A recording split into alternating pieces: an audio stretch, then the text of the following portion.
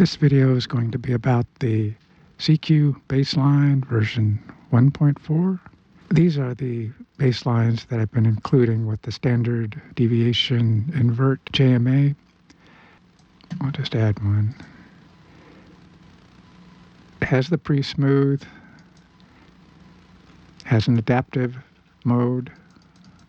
You can either disable it, have it use the indicator period, which is this period, or you can use your own.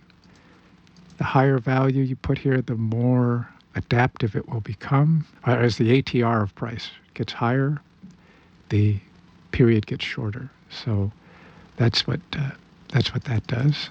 Or you can leave it disabled if you want.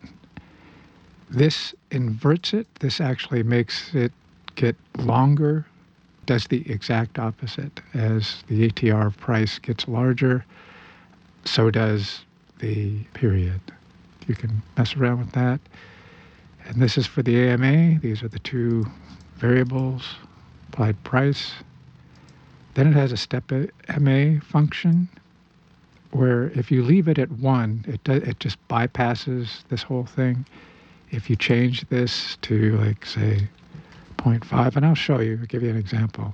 It will blend the step MA with the AMA, in this case with the AMA output, and synthesize a little different. So it affects it in that way. This is the filter, which you've probably seen on a number of other ones. So anyway, we'll just add this. This is what this one looks like. Oh, and these dots. This one shows the number of dots after the initial cross. It's 2. You can set it to 0, and this is just showing the initial cross. Or if you're waiting, this would be like the number of candles that you're allowing for your confirmation indicators to catch up. Or if you want to, you can have it put them on all of them.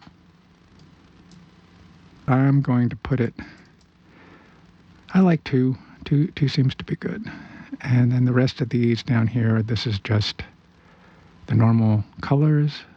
You can actually have the baseline change colors on the slope of the baseline. But if you want, for example, you can make this blue and that orange, and say, you can get that and can use it that way if you want. We'll add our pre-smooth function. You can see how it changes how the moving average responds depending on the moving average you're using to pre-slope it with. You can try the level stop reverse, for example, down here, and get a little bit different. Or you can, it has the super trend, which is basically not using a moving average, but it's using price to generate the super trend. And then the super trend is fed into this moving average, and it's sort of smooth there. So you can, if you set this period to 1, it then is the super trend indicator. And you can use that to change it if you want. Change the period. And then you can apply this AMA. All these baseline moving average types have the same pre-smooth moving average types. So they'll have the super trend, level stop reverse, and I think half trend. So, and it's pretty simple. That's basically it. I do have a version 1.5 coming out, and the 1.5 version, it's really just the standard deviation invert version. Here, we got the AMA, and we're going to reset this. And then each one of these indicators also has a histogram, so you can put this on the chart, and we're going to put a line on it. And you can see that where it crosses, whatever it crosses, it shows it down here. So, and if you change this up here, if you want this to be, I'll make it 10, make it kind of big. And if you want to then save this, I'm just going to save it here.